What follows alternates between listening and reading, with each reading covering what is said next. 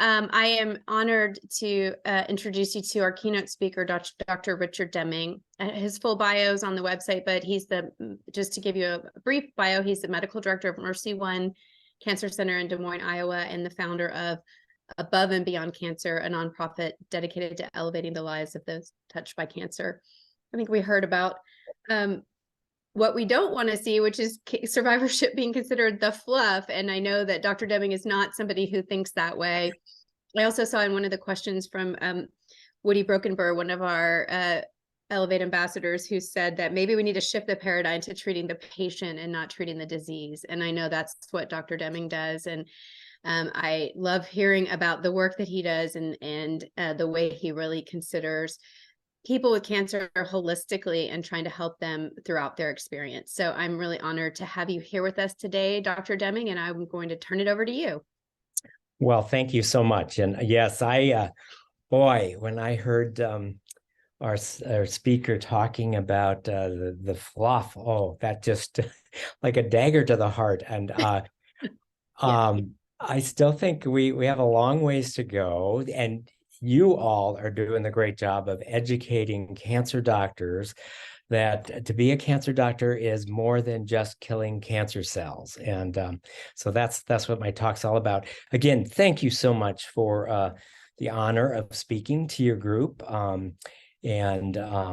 I think every day should begin with a poem. So I have no conflicts of interest, but I do love poetry. So we're going to start with a poem. This is by one of my favorite poets, Mary Oliver. It's called Wild Geese. You do not have to be good.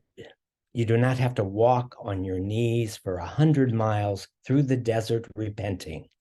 You only have to let the soft animal of your body love what it loves. Tell me about despair, yours, and I will tell you mine. Meanwhile, the world goes on. Meanwhile, the sun and the clear pebbles of the rain are moving across the landscapes, over the prairies and the deep trees, the mountains and the rivers. Meanwhile, the wild geese, high in the clean blue air, are heading home again. Whoever you are, no matter how lonely, the world offers itself to your imagination, calls to you like the wild geese, harsh and exciting, over and over, announcing your place in the family of things. So every day should start with a poem. And I want you to know that I'm part of this story, but this story is not about me.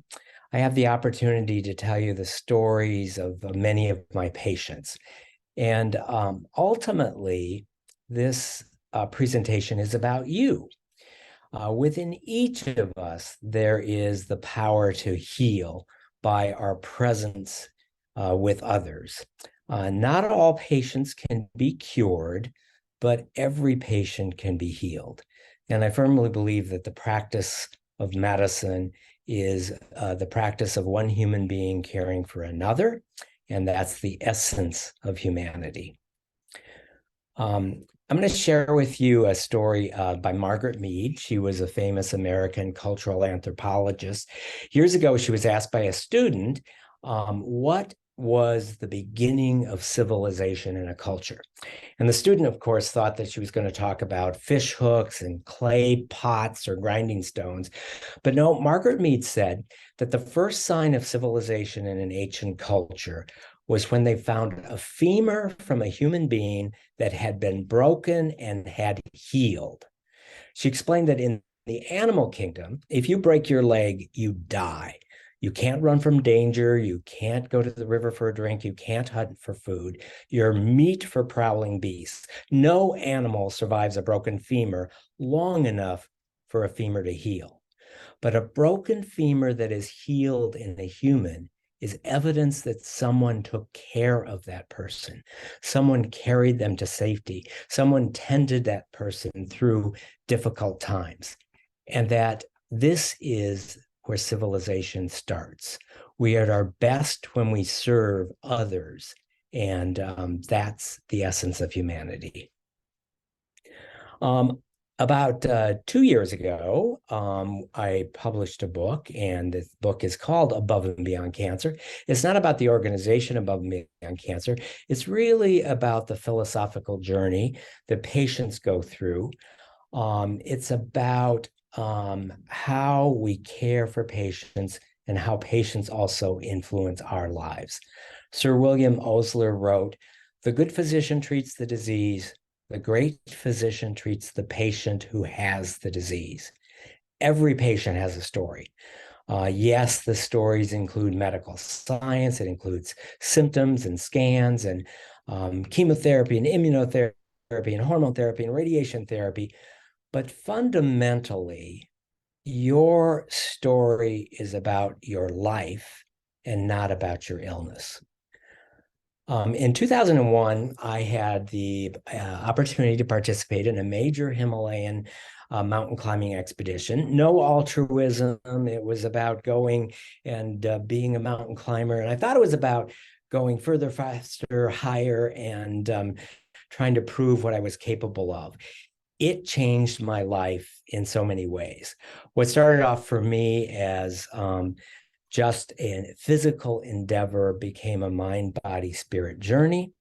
And because of that, I knew that someday I would love to take people I cared about on such a journey up into the mountains to have such an experience. And that happened in the year 2011 when I took the first group of cancer survivors out onto a transformational journey. We went to Everest Base Camp. We had 29 individuals, ages 27 to 64. And what a lot of people know is that this is definitely a physical endeavor, but a journey of this magnitude is really an internal journey as well. Summiting a mountain brings people face to face with many of the concepts that you all go through on your cancer journey. There's fear, there's suffering, but there's courage and community and hope and joy and beauty and gratitude and compassion. In many ways, a mountain climb recapitulates the cancer journey. As a result of the 2011 journey, we created the organization Above and Beyond Cancer, a cancer survivorship organization. I knew that the journey to the Himalayas was going to change the lives of everyone on the trip.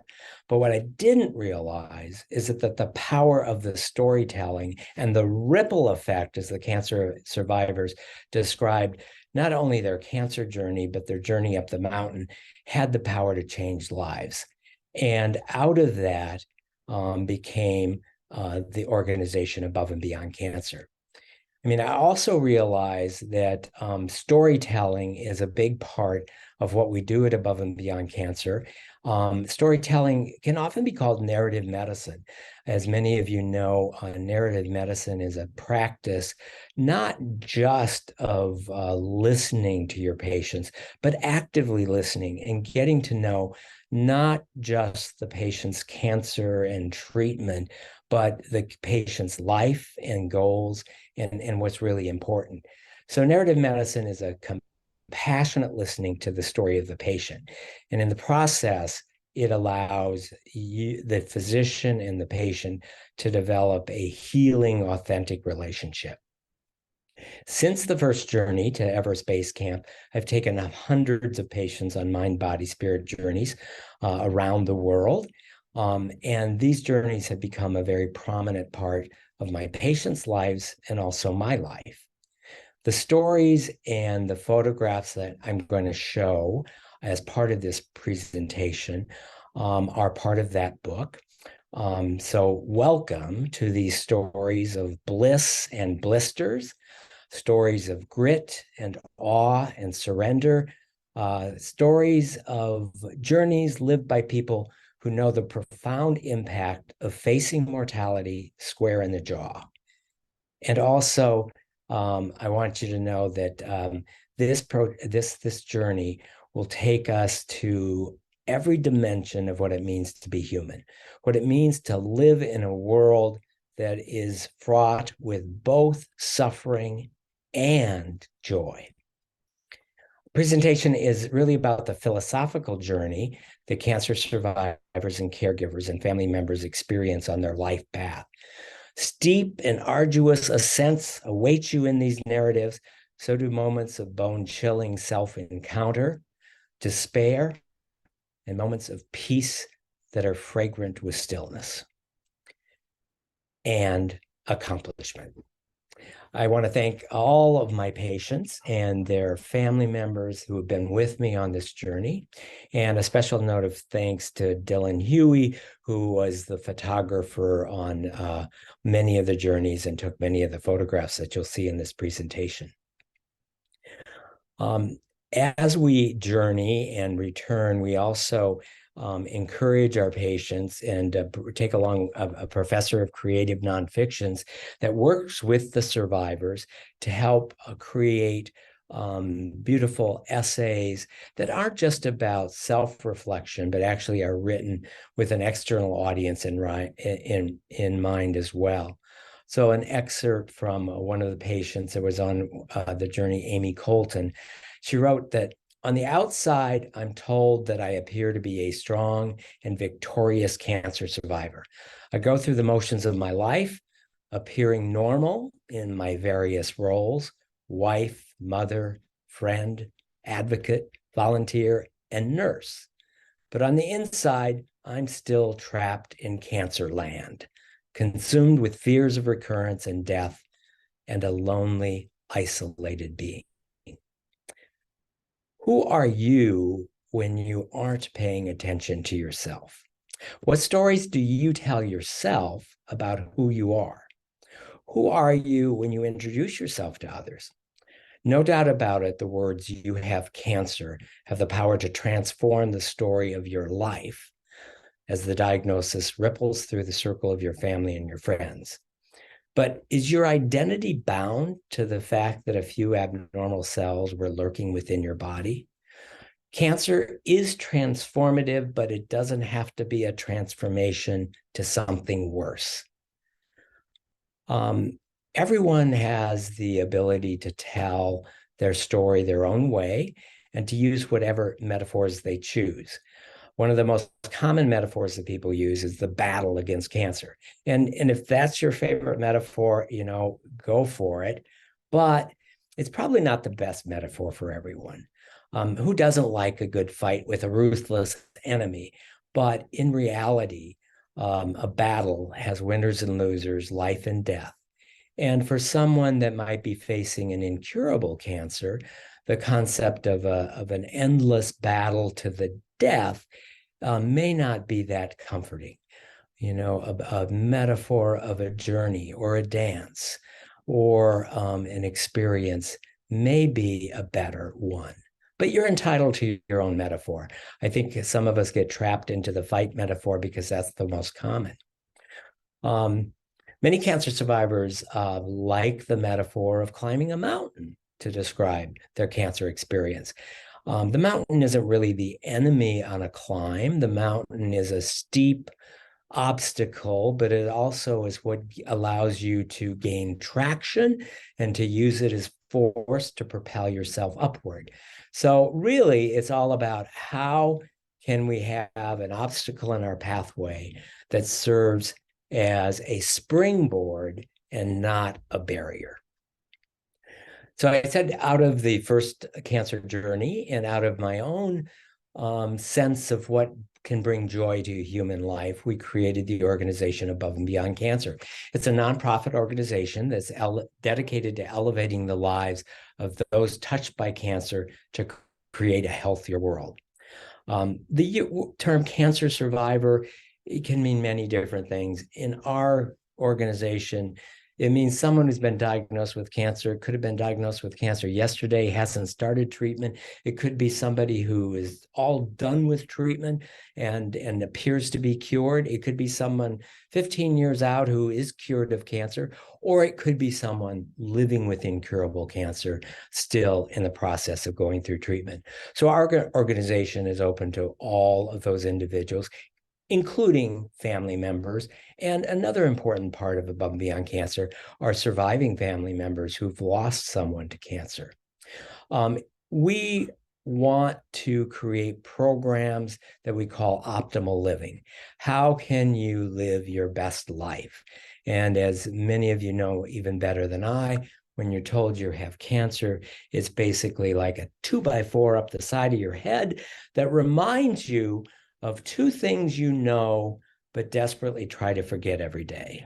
Number one, you're going to die someday. And number two, you don't know when that's going to be. Those pieces of information can change your life, your perspectives, your priorities. So what do? You learn as much as you can about the cancer. You assemble the best possible team of professional caregivers and family members, and you begin the journey with hope and optimism. And it's really a journey that isn't just about the physical, but it's about the physical, emotional, psychosocial, spiritual, philosophical aspect.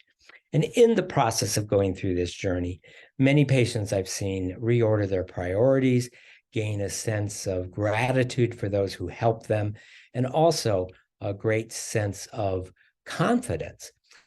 I wouldn't say that cancer gives you strength, but going through a cancer journey with support allows you to find the strength that is already deeply inherent within yourself. And it's finding and recognizing your own strength that we call resilience. Out of the Above and Beyond Cancer organization, we do lots of physical programming. We pay attention to nutrition, physical activity. We have cooking classes. We have classes in yoga, meditation, Reiki, water aerobics, spin class, outdoor cycling, outdoor yoga, forest bathing, book clubs, and about any physical activity you can think of. We do these activities at the YMCA, at the Mercy Health and Fitness Club, at state parks and city parks, and they're open to everyone.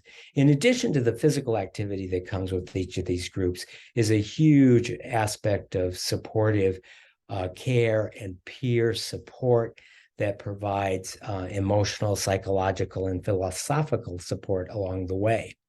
In addition to Above and Beyond Cancer as a cancer survivorship program, I've also started an integrative medicine program within the Cancer Center. And the integrative medicine program that we've developed includes such things as acupuncture, chiropractic care, massage therapy, physical therapy, osteopathic manipulation, mental health counseling for patients, mental health counseling for family members, genetic counseling, financial aid counseling, social work, mindfulness-based stress reduction, child life support for the children of patients who have cancer, music therapy, art therapy, pet therapy, and support groups.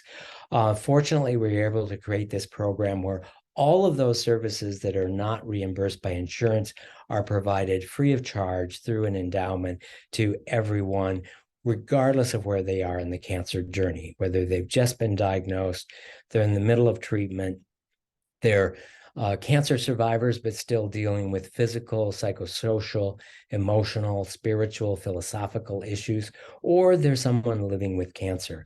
So this is a program that my cancer center has allowed me to develop here at the twilight of my career, and it has allowed me to bring into the Cancer Center many of the activities that we have been doing outside and above and beyond cancer. So once a year, as I said, we do what we call a gonzo trip. So in addition to the daily activities of Above and Beyond Cancer, which happen 7 days a week, 365 days a year, once a year, we assemble a group of cancer survivors and caregivers, and we go on a journey. And it really is a mind, body, spirit journey. It's not about running to the top of the mountain and planting a flag. It's about learning about ourselves along the way. And our very first journey, as I mentioned, was in 2011 and was to Everest Base Camp. Let me introduce you to the cast of characters that were on this first journey. Justin Anderson was the youngest cancer survivor on this journey. He was 26 years old when he had intractable headaches. presented to the local emergency room, and a CAT scan later was found to have a tumor the size of a racquetball in his right temporal lobe. It was removed. He had 6 weeks of radiation therapy and chemotherapy, and then 6 months of additional chemotherapy. His day job is a lead singer in a rock band in a small town in Iowa. And in deference to his profession as a musician, we took along with us to Nepal 2 guitars, a tambourine, and a cowbell. And we had the Rockiness band in all of the Himalayas. This is Teresa. Teresa was 42 years old when she was diagnosed with breast cancer in both breasts simultaneously. She had bilateral mastectomy, lots of chemotherapy, reconstruction. 8 years before her cancer diagnosis, she'd had a total hip replacement for a congenital hip abnormality. And 10 years before her cancer diagnosis, she'd had her entire colon removed for ulcerative colitis. She was not an athlete, not a mountain climber, never had climbing Mount Everest on her bucket list. She works as a radiation therapist in our cancer center and wanted to be on this journey to be part of something bigger than herself. This is Bobby. Bobby is the only person I've ever diagnosed with cancer in the YMCA locker room. He came up to me at 5 a.m. one morning and said, "Hey, doc, take a feel of this." He had a big lymph node in his neck, turned out to be tonsil cancer, stage 4, darn near killed him with chemotherapy and radiation therapy. And he was just a year and a half out from his cancer journey when he decided to be part of this journey. Amelia was only 24 years old when she was diagnosed with bilateral breast cancer, surgery, chemotherapy, radiation, and was 2 years out from her cancer journey when she came along. Lynette was 38 years old, nursing her newborn son, Parker, when her breast swelled up. She thought it was an infection. It turned out to be an advanced breast cancer. She had chemotherapy, surgery, and radiation, and she was cancer-free for 4 years. Cancer came back, more surgery, more chemo, more radiation, and she was cancer-free for another 3 years. Cancer came back. More surgery, chemo, and radiation. Parker, her son, was 8 years old at this time. Her day job is working for the American Cancer Society. She came along on the journey with her husband, Chad. Now, Lynette, she's about 90 pounds soaking wet, not an athlete, not any excess muscle or body fat.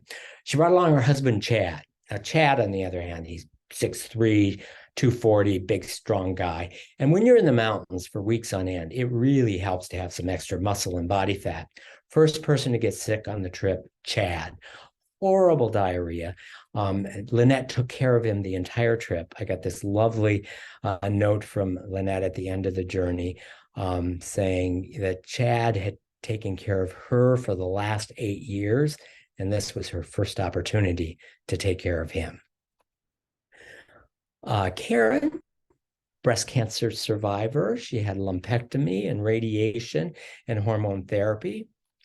Kathy was 52 years old when I first met her. She has neurofibromatosis, hundreds of tumors throughout her body, mostly benign.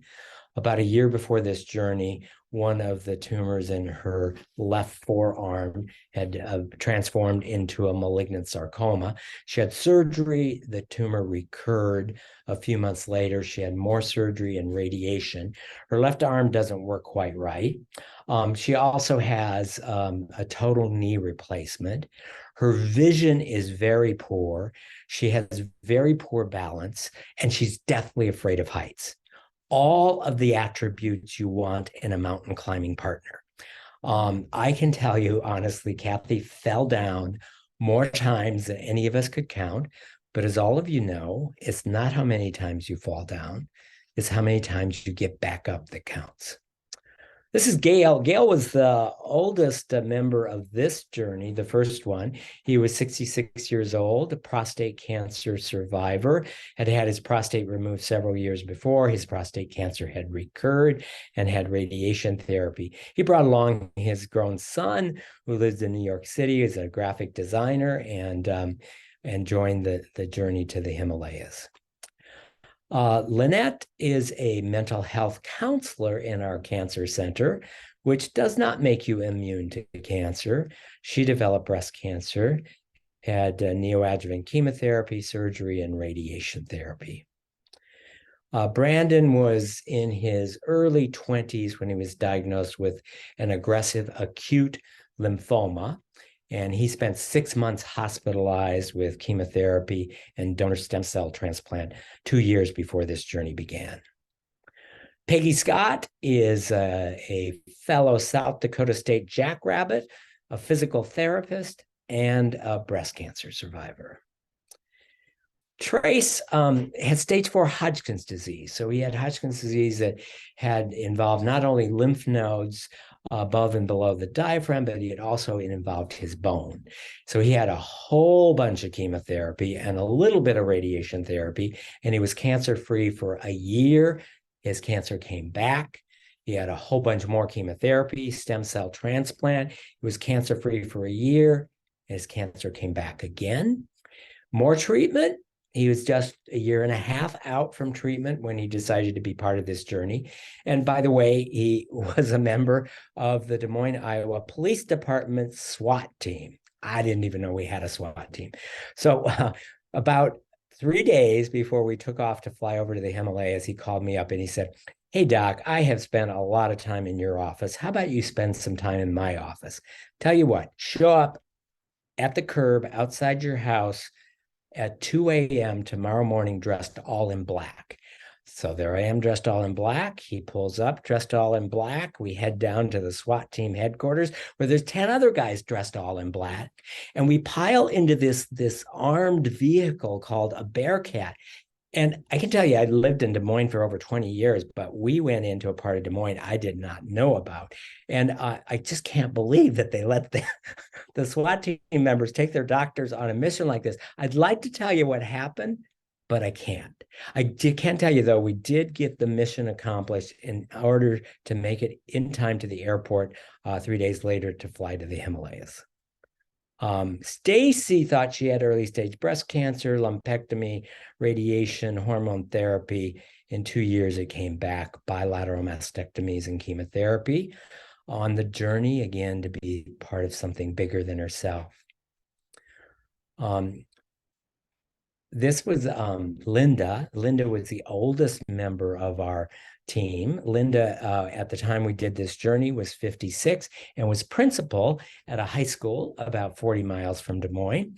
She had Hodgkin's disease, chemotherapy, radiation therapy. She came on the journey along with her grown son who had left his little kids back at home. When we got to Everest Base Camp, we actually did an all-school assembly for her high school via, it wasn't Zoom. I can't remember what we did in 2011, but the ability to communicate around the world has certainly changed over the past 20 years. So what do these individuals have in common? Well, number one, none are mountain climbers. Number two, most were not athletes. They were on this journey not in spite of their cancer.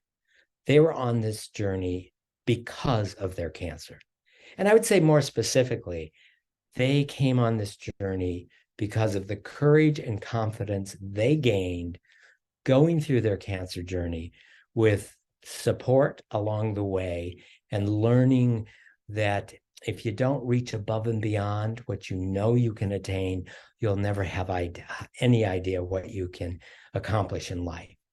So we got together about 3 months before we took off for the Himalayas, and we got together at our YMCA, and we worked out 2 nights a week in the gym. And we were taking off in April. So in March, every Saturday in March, we went out and we hiked the steep mountains of central Iowa to get accustomed to the steepness and altitude. And I hope, I can't see your eyes, but I hope you realize that this is central Iowa and we don't have a mountain anywhere near. But we did get some good aerobic activity and got to practice our gear and our backpacks and get to know each other. And then we got on an airplane and we flew over to Kathmandu and arrived in this city that is literally halfway around the world from Des Moines, Iowa. It is 12-hour time difference. And we spent a couple of days in Kathmandu, just adjusting to the time change and taking in all of the beautiful sights and smells and sounds of Kathmandu. And then we got on little bitty airplanes and we flew up into the mountains to an airport called Lukla. So if you Google right now, Lukla, the first thing that comes up is world's most dangerous airport. So why is the Lukla airport dangerous? Well, number one, it's very high, over 10,000 feet. Number two, it is completely surrounded by literally the world's highest mountains. And it is a very tiny little runway. So you take these little bitty planes and they basically land on a runway that ends in a mountain. The propellers just keep running. They open the door, you throw the stuff out, you jump out, and then people that are done with their journeys that need to get back to Kathmandu throw their gear in, they jump in, they close the door, they turn the airplane around, and it flies off a cliff in order to get back to Kathmandu. Hence, the world's most dangerous airport.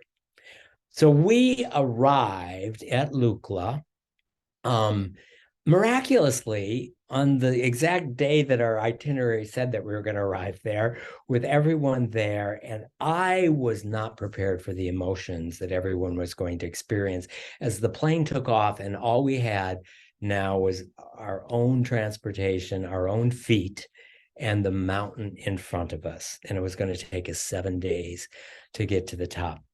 I knew that this was going to be a difficult experience. I knew that it was going to be physically difficult. I knew that it was going to be psychologically difficult, that people were going to be homesick for family members. I knew that one of the important things for a trip like this would be to develop a rhythm to the day. And so our rhythm was each morning, our Sherpas would awaken us with a cup of hot tea and a message of namaste, a message that acknowledges the divine within each of us.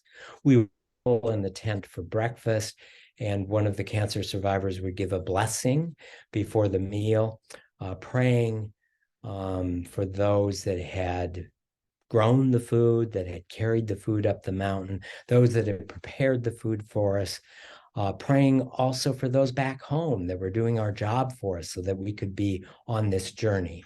And praying that we would have the strength to get through the day and the wisdom to learn what the mountain was going to teach us. And then after breakfast, we took along our yoga instructor and we would do yoga before beginning our climb that day. And then I would share with the group a blessing, sort of setting the intention of the day. And I want to share with you a blessing that I shared with the group that very first day. So it's a book by John O'Donohue called To Bless the Space Between Us. John O'Donohue is an Irishman and a Catholic priest, and he left the priesthood, but he continued to write this beautiful blessings, he calls them, that are a combination of poetry and prayer. And there's one for every occasion. And come with us to the mountains. And this is the blessing I shared with the group before we set foot on the path that very first day, and it was appropriately called For a New Beginning. In out-of-the-way places of the heart, where your thoughts never think to wander, this beginning has been quietly forming, waiting until you were ready to emerge. For a long time, it's watched your desire, feeling the emptiness growing inside you, noticing how you willed yourself on, still unable to leave what you had outgrown. Then the delight when your courage kindled and out you stepped onto new ground, your eyes young again with energy and dream, a path of plenitude opening before you. Though your destination is not yet clear, you can trust the promise of this opening. Unfurl yourself into the grace of beginning that is at one with your life's desire. Awaken your spirit to adventure. Hold nothing back. Learn to find ease in risk. Soon you will be home in a new rhythm, for your soul senses the world that awaits you. So come with us up the mountain as we journey up the Khumbu through these unbelievably gorgeous settings, the fellowship, the joy, the awe, the wonder, the camaraderie, the diarrhea, the headaches, the bliss, the blisters, and challenges. So if you're a little bit afraid of heights, there's about 4 of these swinging suspension bridges that you have to cross with about a 2,000-foot drop. How do you get a group of individuals who've never climbed a mountain up a mountain? So I would tell you that there's a few secret weapons. I mean, sometimes it's a hug, sometimes it's a kick in the butt, sometimes it's a can of suck it up, sometimes it's liberally sprinkling altitude medicine and antibiotics along the way. But I would tell you the most secret weapon is the hug. That's what gets you up a mountain. How do you climb a mountain? One step at a time. And really, you have to figure out why you're there and can you do one more step. Sometimes you're strong and you're leading the way and helping someone, and on another day you realize that you need some help along the way. And that's the secret to climbing a mountain, is hugs all around. This is Kathy. I told you about Kathy. She has neurofibromatosis. Her left arm doesn't work. She's got an artificial knee. She doesn't see well. She has very poor balance, deathly afraid of heights. Every step of the journey was a challenge for Kathy. The bridges were a challenge for Kathy. Crossing the streams were a challenge for Kathy. I love this photo that you see on your left. So that's Kathy in the pink hat, and behind her is so I told you about Teresa as well. Teresa's had both of her breasts removed, her colon removed. She's got an artificial hip. She realized very early on that there was only one person on their journey that was slower than she was, and that was Kathy. And she realized quite early on that she, Teresa, took great joy and comfort in helping Kathy along the way. This is Lynette and Englok Pa, our female Sherpa. Lynette got altitude sickness partway up. We had her on every medicine we had, but she still was getting weaker. So the best treatment for altitude sickness is to go down the mountain. So we sent her down the mountain to 2 villages with Englok Pa, our Sherpa, who took her into her own home and nursed her back to health. This particular journey was out and back, so we picked Lynette up on the way back, and she was fine. This is the final day of getting up to Everest Base Camp. So by this time, we had been on the trail for 7 days. Everybody had a snotty nose, sore throat, dirty underwear, and blisters. It was cold and snowing, and the pathway that down in the villages was about 12 feet wide was now about a foot wide. And as we approached Everest Base Camp, excuse me, did someone say something? Okay. I hope you're still all hearing me. So as if on cue, Kathy fell flat on her face, and she jumped up as she had done hundreds of times before and said, "I'm okay, I'm okay." While we were at Everest Base Camp, we had the opportunity to do a Relay for Life at Everest Base Camp, and that's a celebration about celebrating, remembering, and fighting back. And we carried prayer flags that remembered those individuals who are who couldn't be with us because they had died of cancer. And along the way were many of my patients' flags, my mom's flags, and everyone carried with them many flags as well. So I'm looking at the time. Let me come back here to show my face and see some of your faces. I'm going to stop sharing for a second here.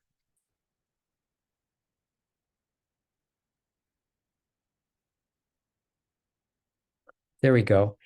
Shelley, are we still all connected? Yes, we are. Okay. And time-wise? You have a few more minutes. Okay. So at this point, invariably, people would come up to me and say, gee, I wish I had cancer so I could do something like this. That's not the moral of the story. You don't have to have cancer to get off your butt and live your life. So let me just tell you what I have learned from my patients, their families. So the real moral of the story and what you all have taught me that have made me a better person. Number one, none of us is as good as all of us. There's not a single thing that any one of you has ever done all by yourself that's worth a hill of beans. Anything worth doing takes a team. Number two, adversity leads to personal growth. When everything is going hunky-dory and fine, you don't learn much about yourself or what you're capable of. It's when things are difficult and challenging that you learn what you are actually capable of. Everybody's heard of post-traumatic stress. Well, I would tell you that a more common phenomenon is post-traumatic growth, that if you go through a difficult experience with all the support you deserve, you will actually come through with a greater sense of confidence and strength. Number three, suffering leads to compassion. On one of the journeys, a Catholic priest with incurable cancer was traveling with us, and he and I were riffing on this relationship between suffering and compassion. And he said, hey, doc, if you spoke Latin, you wouldn't be amazed by this relationship. In Latin, the word for suffering is passion, as in the Passion of Christ. And the word compassion in Latin literally means with one's suffering. So it's suffering that we experience that allow us to know what suffering is, not just in ourselves, but to allow us to recognize suffering in others. And not just to recognize it, but to also want to reach out compassionately to relieve suffering. Finally, live today with passion, with excitement. If diamonds were as plentiful as grains of sand, they would be worthless. If we all live forever, wasting a day of our life would be trivial. It's because we don't live forever that today is so important. These are things that I've learned from my patients. It's my patients' stories, my patients' advocacy that has allowed me to see the light and help create organizations like Above and Beyond Cancer and the Integrative Medicine Program that helps us take care of patients in a patient-centered, compassionate way, taking the whole person into account. So thank you for what you're doing to help use your own journey to be a source of advocacy. And I really appreciate it. And I'd be happy to take questions if we have time. Thank you so much, Dr. Deming. I loved everything you said. I love starting every day with a poem. I think that's a great idea. And I appreciate your compassion for your patients and how you help empower them to do amazing things like climbing mountains. We don't have time for questions because I want to get to our next presenters, but thank you so much for your time and for your wonderful keynote presentation. We're grateful to you. Thank you. Bye-bye. And now I'm going to turn it to Veronica to introduce our next panel.